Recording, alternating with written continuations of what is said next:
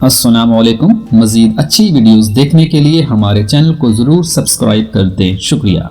नाक से नज़ला बहता हो तो इसे रोकना नहीं चाहिए। बेचैनी दूर करने के लिए दोनों दाढ़ों में एक एक लौंग अटका लें और इनका रस पेट में जाने दें। अगर किसी हादसे की वजह से किसी की हड्डी टूट जाए तो इसे टमाटर का ज़्यादा इस्तेमाल करवाना चाहिए।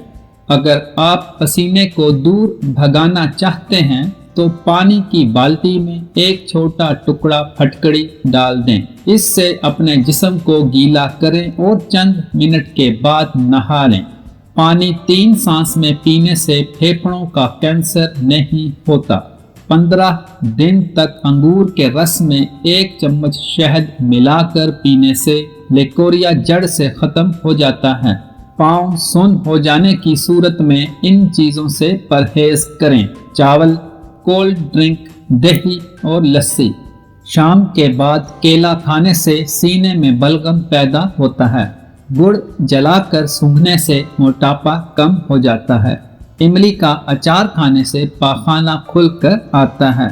बाजरे की रोटी खाने से नाखूनों की बीमारियां खत्म हो जाती हैं।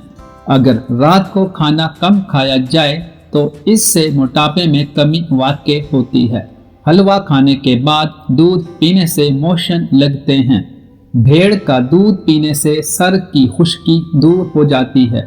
बकरी का दूध पीने से मर्दाना ताकत बढ़ती है। पेशाब करके हाथ ना धोने से लकवा हो जाता है।